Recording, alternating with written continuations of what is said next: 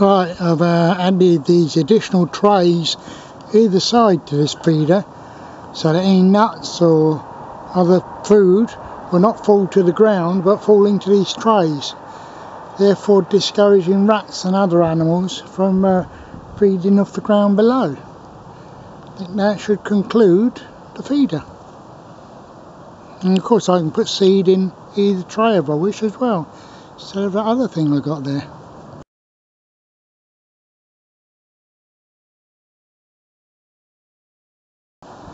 I've added a water bowl to here, so now they got the complete feeding station including water.